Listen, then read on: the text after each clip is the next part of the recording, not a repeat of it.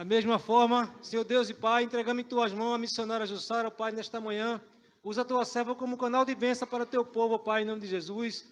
Continua abençoando os seus caminhos, renovando as suas forças, aumentando a sua fé. Abençoando o seu ministério, o seu casamento, o seu lar, sua parentela, Senhor. E dá forças para ela continuar na caminhada, Senhor Deus. Usa ela tremendamente nesta manhã, em nome de Jesus. Amém. Glória a Deus. Saúde, amada igreja, na paz do Senhor Jesus, amém? Quantos estão felizes com Cristo, dão glória nessa manhã? Tem pouca gente feliz com Cristo. Eu gosto de perguntar quem está feliz com Cristo. Não é feliz na vida, porque sabemos que na vida teremos aflições. Mas é ter a certeza e a convicção que tem um Deus que zela por nós e que está cuidando de nós. Então, vou perguntar mais uma vez. Quem está feliz com Cristo nesta manhã, dá um glória. Este é o glória que o Senhor quer. Amém? Sabemos que é difícil diante das adversidades, irmãos, como já foi dito aqui nesta manhã. Muitas vezes nós não somos diferentes de ninguém, não há super-homem nem super-mulher. Não existe. Questionamos, muitas vezes perguntamos a Deus se estamos trilhando o caminho certo. Muitas vezes questionamos, perguntamos aonde está Deus, se Deus não está nos vendo. Porque algumas adversidades nos sobrevêm, acreditamos que por sermos servos do Senhor, não era para passarmos por nada.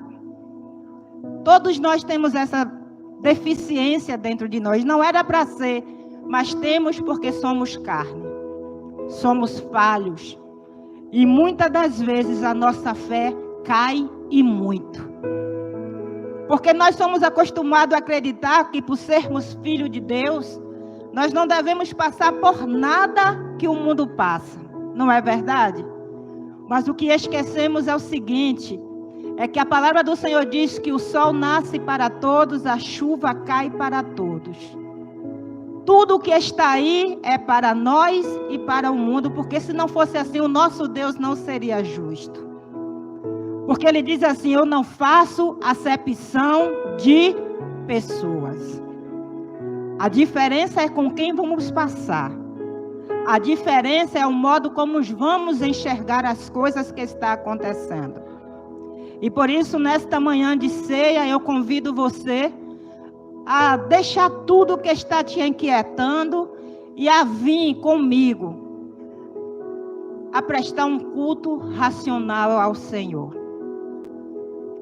E eu estava em casa lendo e o Senhor falou assim, filha, pergunta para a minha igreja, espiritualidade ou carnalidade? O que estão me oferecendo? Essa pergunta eu faço porque foi a que o Senhor me fez, eu também como igreja, e eu pergunto para a igreja, o que temos dado ao Senhor quando nos apresentamos para Ele, para estarmos adorando e bendizendo o seu santo nome?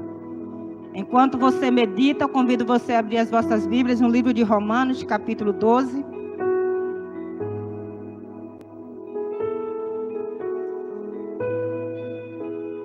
Hoje é um culto de ceia, culto, muitos dizem festivo. Eu costumo sempre dizer que é um culto para que tenhamos, não só como uma festa, mas que possamos ter uma visão do feito do nosso Senhor Jesus Cristo verdadeiramente por mim e por você.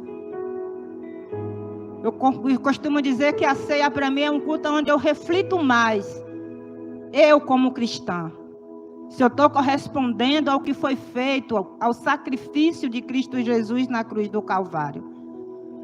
Porque é isso que o culto de ceia nos convida, a fazermos uma avaliação de nós como cristãos. Se eu perguntar nesta manhã, você se autoavaliou hoje? Para se apresentar na mesa do Pai? Você foi convidado a uma ceia. Mas você se autoavaliou? Todos encontraram? Vai dizer assim a palavra do Senhor. Rogo, e vai ser a leitura grande que vai ser todo o capítulo. Amém, igreja? Rogo-vos, pois, irmãos, pelas misericórdias de Deus, que apresentei o vosso corpo por sacrifício vivo, santo e agradável a Deus, que é o vosso culto racional.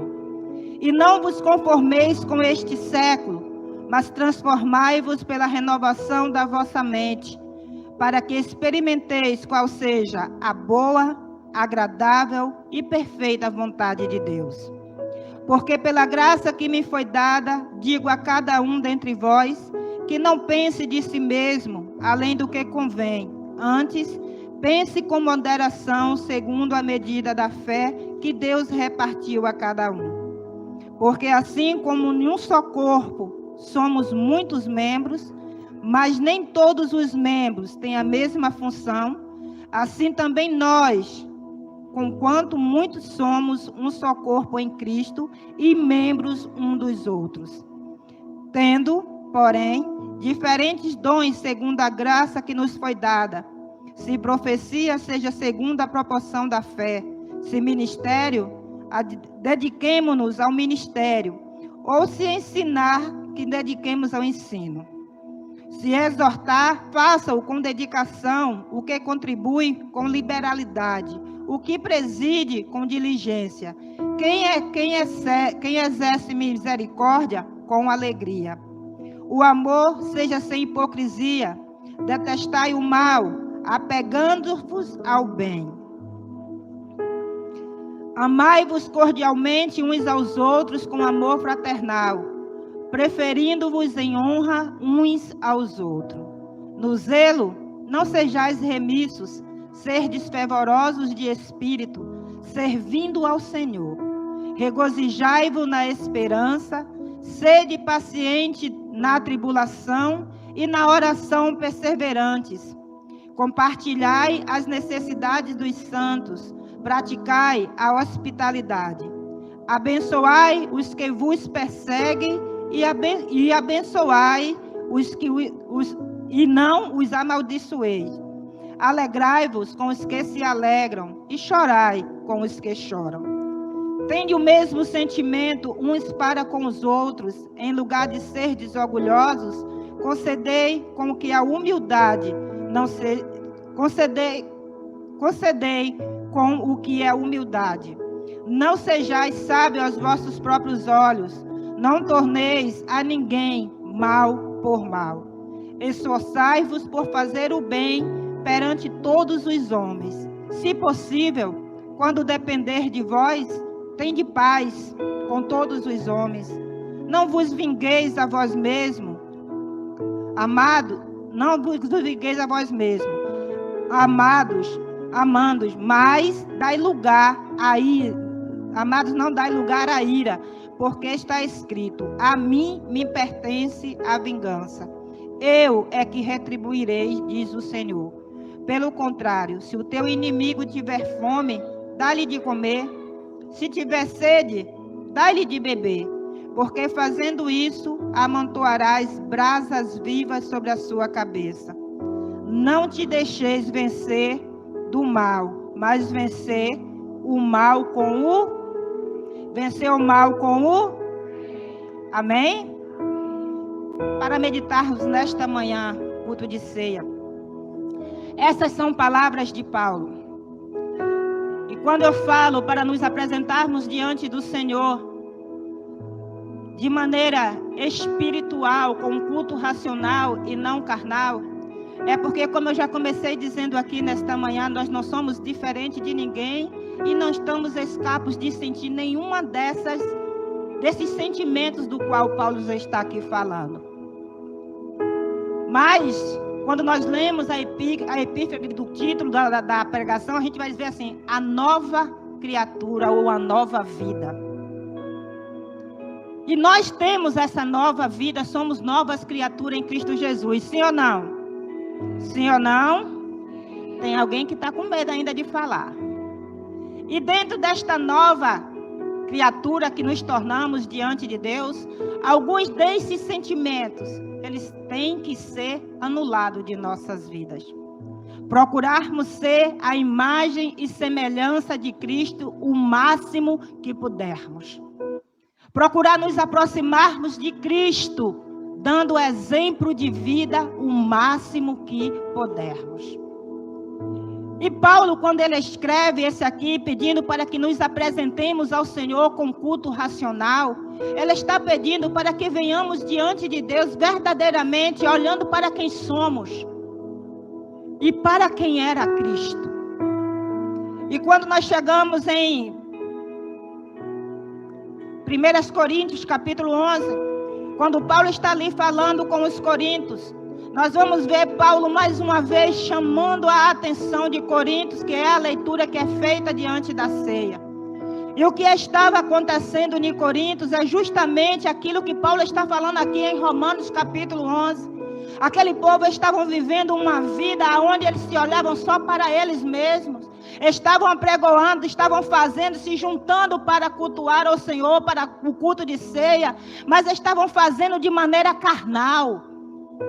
Eles não estavam vivendo dentro da espiritualidade e acreditavam que ali estavam agradando a Deus. Eles não estavam dando o exemplo que o Senhor queria que eles dessem como os cristãos. Tinham suas vidas erradas, suas vidas estavam vivendo de qualquer maneira. Quando a gente vai ler o capítulo, nós vamos ver Paulo advertindo como aquele povo estava se comportando.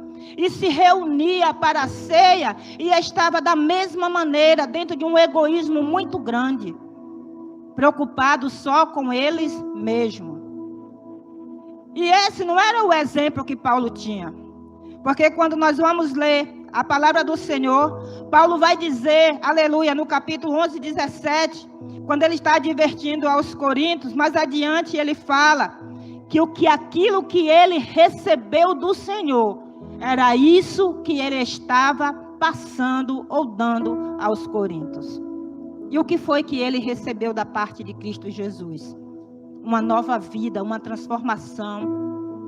Um homem que foi verdadeiramente transformado. Um homem que tinha autoridade para falar e para corrigir alguém. Está na presença do Senhor, em um culto de ceia, reconhecendo os méritos que o Senhor fez na cruz do Calvário. E o que foi que o Senhor fez? Se eu perguntar, talvez alguém olhe para a cruz e diz assim, ele morreu e levou sobre si os meus pecados. Amém? Amém? Mas foi só isso que o Senhor fez na cruz? Ele nos resgatou do reino das trevas para o reino de luz. E se ele nos resgatou do reino das trevas, nós não podemos aceitar viver preso nas trevas. E o que é trevas? Está no pecado. Não que nós não vamos pecar, vamos, irmãos, porque enquanto estivermos na terra, estamos propícios a pecar. Mas o que eu estou falando é permanecer dentro do pecado, sem querer rendição, sem querer mudança, porque a vida aqui está boa do jeito que está, porque eu vou à igreja, eu cultuo, ali eu já está tudo ótimo, mas quando eu saio por essas portas, minha vida não muda e eu continuo fazendo as mesmas coisas. Estou mais uma vez dizendo para o Senhor que o sacrifício na cruz foi em vão. Racional é eu ter a certeza e a convicção de que eu sou liberto pelo sangue vertido na cruz do Calvário. Que o Senhor, aleluia, que eu não pertenço mais às trevas, mas agora eu sou luz. E aquilo que está em mim, que não edifica ao Senhor, Ele tem o poder de me libertar, porque essa libertação já foi dada na cruz do Calvário, quando Ele morreu e verteu o seu sangue que me purifica. E que sangue purificador que nós estamos aqui todos os meses bebendo e não conseguimos alcançar uma mudança espiritual. Por que será que isso acontece? Será que eu estou dando o verdadeiro valor? Será que eu estou cultuando da maneira como o Senhor quer que eu cultue? Será que eu estou vendo a ceia da verdadeira maneira que a ceia representa e é? Aí alguém pode me dizer assim, mas a palavra do Senhor diz que é só um memorial. Eu costumo sempre dizer que tudo que está registrado na Bíblia tem um porquê e um significado. A palavra do Senhor diz que quando Jesus se assenta com seus discípulos na mesa e parte o pão, ali estavam todos os pecadores. Estavam aqueles que iam trair, estava aquele que ia negar, né? Nós sabemos muito bem disso, estavam todos ali representados, estavam todos na mesa. Mas a palavra do Senhor também diz que aquele que pecou, aquele que traiu, ele não aguentou a carga porque a sua própria consciência o condenou e ele se suicidou. Aquele que o negou que ele falou que o negaria, após a sua crucificação, quando viu o que aconteceu, quando viu Jesus pregoado na cruz, quando viu Jesus ali padecendo pelos meus pecados, pelos seus pecados, porque ele não tinha pecado nenhum, automaticamente se converte ao Senhor Jesus Cristo. Uma convenção sincera, do qual o próprio Jesus faz com que ele se transforme na igreja. Aleluia. Chama ele para ser a coluna da igreja do Senhor. Porque houve um arrependimento sincero e uma convenção sincera. Pedro sai de um estado de escuridão e verdadeiramente alcança a luz que Jesus conquistou para mim e para você. A ceia, ela precisa ser vista verdadeiramente como um memorial, sim. Mas que memorial? O que é que ele vai trazer à mente? Vai trazer à mente que Jesus pagou um alto preço por mim, para que eu seja uma pessoa transformada. Que ali naquela cruz, ele levou o velho homem, o homem pecador, o homem que, aleluia, não tinha direito à salvação, e fez com que eu agora pudesse ter direito à salvação e uma vida eterna. Abriu acesso ao Pai, porque eu estava condenado. Mas muitos não têm mais valorizado isso. Muitos, só porque aceitaram a Cristo Jesus, simplesmente acham que é o suficiente. Não é não. Se não tiver mudança de vida, se não procurarmos viver de acordo com aquilo que Cristo quer, é em vão estarmos na casa do Senhor todo mês ceando. Paulo olha para aqueles homens de Corinto e diz, é ele mesmo que adverte. E quando nós vamos parar para prestar atenção, que aquele povo estava vivendo como se era no egoísmo. Chegava, dizia que eles chegavam, botavam a mesa e eles mesmos se serviam, comiam, bebiam, se embriagavam, vivendo de qualquer maneira. Aí Paulo diz assim, eu recebi de Cristo e por isso lhe dou. E o que foi que Paulo recebeu?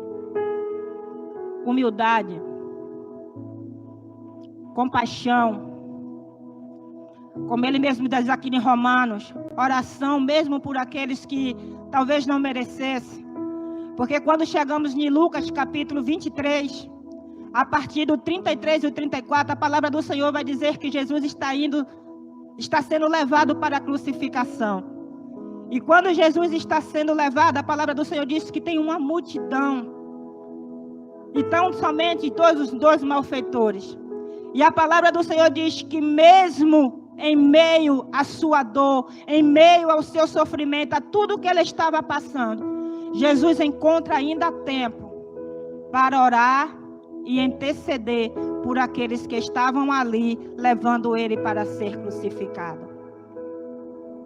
Ele deu exemplo. Ele falou, amai os vossos inimigos. Amai aquele que vos persegue. Orai, intercedei por eles. E não vos vingueis, mas entregai na mão do Senhor, porque a Ele pertence a vingança. Se eu perguntar aqui nesta noite, quantas pessoas aqui não têm seus corações cheios de raiva, de ira de alguém? Quantas pessoas não guardam rancor ainda no seu coração de alguém, porque não conseguem ainda ter o amor de Cristo dentro dos seus corações para liberar perdão? Quantas pessoas ainda não olham para alguém e quer pagar mal com mal, porque acredita, pisou no meu pé, eu vou pisar também, porque eu não sou besta. Mas não é que seja besta, mas um besta imitador de Cristo Jesus. Quantas pessoas não carregam dentro do seu coração sentimentos que não condiz com aquilo que o Senhor, aleluia, quer que carreguemos dentro de nós. Mais adiante, a palavra do Senhor vai dizer ainda em Lucas 34, que Jesus intercede e diz: Pai, perdoa, porque não sabem o que fazem. Muitas das vezes, essa é a atitude que o Senhor requer de mim e de você. Aí quando Paulo chega lá em Coríntios e Paulo diz que ele está dando aquilo que ele recebeu, é porque mais uma vez nós sabemos a história de Paulo, e quando Paulo tem esse encontro, ele vê que se faz necessário manifestar os frutos do Espírito na vida de um cristão. A gente pergunta, quem tem fruto dos Espíritos aqui? Todo mundo vai dizer que tem. Mas você está sendo manso? Você tem sido humilde?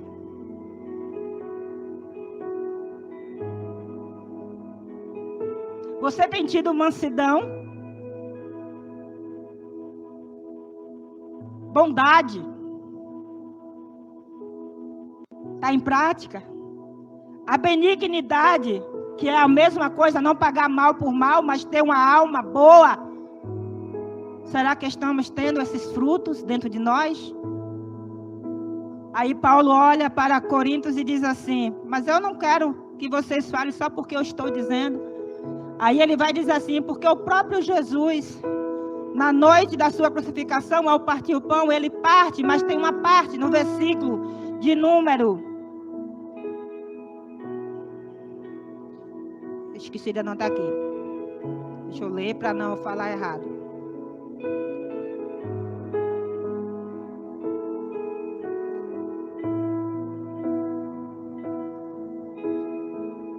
Versículo de número, se eu não me engano, é 23. Aonde quando ele parte o pão, ele fala: comer o pão em memória de mim. Mas quando ele parte quando ele serve o cálice, 24. Dando graça, partiu e disse: isto é o meu corpo que é dado por vós, fazei em memória de mim. Por semelhante modo, pois de haver ceado, tomou também o cálice, dizendo: este é o cálice, é a nova aliança. O que é uma aliança? Compromisso. Todos nós sabemos que aliança é compromisso. Da nova aliança, no meu sangue, fazei isto todas as vezes que o beberdes em memória de mim. Ele faz um convite a termos uma nova aliança todas as vezes. Com o pão ele não falou isso, mas com o seu sangue ele fala: todas as vezes que beberdes do meu sangue, fazei uma nova aliança. E o que o sangue faz? Eu costumo sempre dizer que nós não sabemos, nós muitas das vezes não medimos o poder que tem. Aí os irmãos dizem assim: mas é só um vinho. Não. No reino espiritual isso aqui significa muito mais.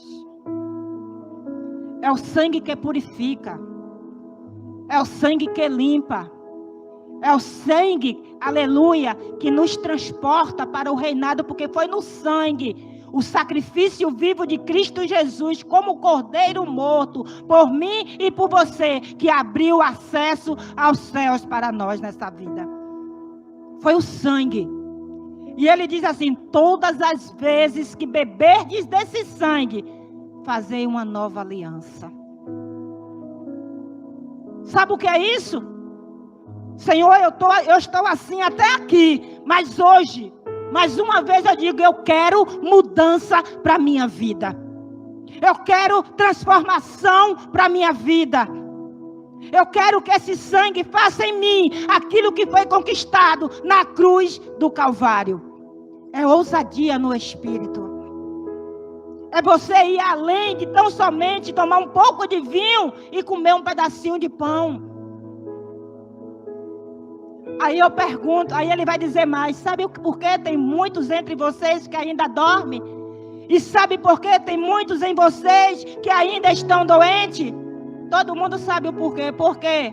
Porque ainda não discerne, ainda não sabe o que estás fazendo, estão fazendo só por fazer. Mas olha qual é o valor que eu tenho representado nisso. A Isaías 53 diz que nós fomos sarados pelas suas pisaduras. O pão representa a carne de Cristo. Aí eu pergunto, o que é que Isaías diz? Que pelas suas carnes, pelas suas pisaduras, nós fomos o quê? Nós fomos o quê? Toma posse disso nesta manhã, aleluia. Aprenda a valorizar aquilo que verdadeiramente Jesus deixou para nós através da ceia. Não adentre por essas portas tão somente porque é um culto de ceia. Não, é muito mais. Eu estou fazendo parte do corpo. Eu estou fazendo parte da transformação de vida. Eu estou fazendo parte da libertação que está proposta para mim. Toma posse nessa manhã. Não venha de qualquer maneira, simplesmente por vir, não. Traz um culto racional. Reconhece o que foi feito, os méritos do Senhor. A cruz do Calvário, ela tem tantos significados. Aleluia. Tantos que se a gente fosse colocar aqui ainda seria pouco para o que Jesus conquistou através do seu sacrifício por mim e por você. E muitas das vezes nós não paramos para mensurar a imensidão desse valor. Aí Paulo vai dizer, agora avalie-se o homem a si. Uma das coisas que eu vejo aqui, que chama atenção, que Paulo estava aqui falando, se nós parássemos de julgar os outros e julgássemos a nós mesmos, deixar de olhar o defeito dos outros e olhasse o nosso. É isso que ele está falando. Às vezes eu estou com uma trave tão grande no meu olho e quero tirar do meu irmão. Ele não diz assim, avalie o teu irmão. Ele diz, avalie-se o homem a si mesmo. Porque se o homem se julgasse, ele não seria julgado. Presta atenção o poder que tem esse versículo. Se eu procurar me corrigir, ninguém vai ter do que me apor. Mas muitas vezes eu não me corrijo e quero corrigir alguém. Aí eu vou ser o quê? Eu vou ser o quê? Apontado. Quem és tu para querer me corrigir? Tira primeiro a tua trave do olho, depois tu vem para tirar a minha. Isso era Cristo. Quando lemos os evangelhos, a palavra do Senhor vai dizer que eles procuraram do que ter a acusar a Cristo e não encontraram. Quando Paulo se converte, até então, ele tinha do que se envergonhar, mas depois da sua conversão, é por isso que Paulo tem essa ousadia e essa autoridade em dizer que ele já não tinha mais. Só Satanás que procurava, né, do que envergonhá-lo, mas a própria palavra do Senhor diz para ele, Paulo, não se preocupe não, porque a minha graça te basta. E quem é que tem a graça do Senhor aqui? Quem tem a graça do Senhor aqui? Você sabe que a graça de Deus é uma graça transformar? Então você tem que ser transformado para ter a graça. Precisamos ser diferentes. Precisamos ser a imagem e semelhança de Cristo. E só conseguimos isso fazendo uma autoanálise de quem Cristo foi. Serdes meus imitadores como eu sou de Cristo, diz Paulo. Ele tinha ousadia para falar isso. Eu costumo dizer, eu estava falando outro dia na aula de obreiro, que a Bíblia não diz assim, mas eu vejo Paulo, o Cristo ressurreto, vivendo o evangelho que foi apregoado. Eu vejo o evangelho em Paulo. E se a gente for ler tudo aquilo que Cristo falou em palavras, eu vi cumprir em carne em Paulo. Eu vejo Paulo sendo o evangelho de Cristo andando na terra. Porque ele se deixou se converter. Nessa manhã, eu não sei como você está, qual é a sua posição diante do Senhor. Às vezes, irmãos, as pessoas dizem assim, nós temos aquele pecadinho de estimação. Não existe pecado de estimação. Existe pecado de perdição. Não existe pecadinho nem pecadão. Pecado é pecado. A mesma punição para aquele que fala, acreditando que o pecado de falar, de ter a língua grande, de ser fofoqueiro, como diz né? É menor do que o de roubar, está errado. Se o pecado do roubo mata, o da fofoca também mata. Para o Senhor não tem pecadinho e pecadão. Para o Senhor tem pessoas trilhando o caminho de santidade, trilhando um caminho de transformação, fazendo uso daquilo que foi conquistado por mim e por você. Jesus não diz que na cruz do Calvário ele escolheu o pecado para levar. Diz? Diz isso? Ele diz que levou todos os nossos pecados. Ele não diz que levou os maiores ou os menores. Ele diz todos. Então, se nessa manhã, você, ao ler Romanos 12, você se encontra dentro de um desses, ora ao Senhor, porque Ele é fiel para te libertar. O sangue que purifica, nesta manhã, pode te transformar. O sangue que liberta, o sangue que transforma.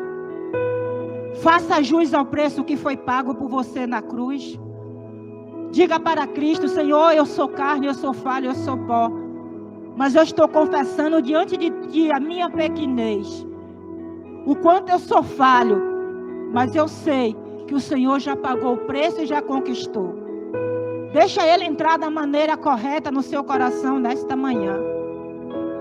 Deixa Ele fazer a obra por completo. Diga para Ele o quanto somos merecedores. Que não somos merecedores, mas o quanto precisamos viver aquilo que Ele conquistou para nós. Porque enquanto nós vivermos como Coríntios, acreditando que só o fato de entrar, sentar, comer e beber é o suficiente, não vai acontecer. Tem que haver mudança de vida. Tem que haver uma nova aliança. Tem que sermos transformados.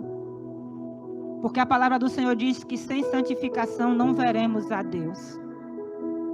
Não veremos a Deus. Seja o que for. Eu costumo sempre dizer, pegue uma água, por mais cristalina que ela seja. Está limpinha lá. Pingue uma gota. Só precisa uma gota de qualquer coisa impura dentro dela. Ela vai ficar limpa? Ela vai ficar limpa? Mas se nós pegarmos essa água, colocarmos de novo no filtro, ela vai passar pelo processo e vai voltar a ser? Vai voltar a ser? Que essa manhã Deus possa fazer um filtro, você possa pedir a Deus que seja o filtro que purifica as vossas vidas e a minha vida. Amém, igreja? Que você possa ceiar com um culto racional nesta manhã, pedindo a Deus que tire de nós as impurezas, as coisas que não edificam, as coisas que nos impedem de verdadeiramente ver o que Ele é, e possamos ser sua imagem e sua semelhança. Amém?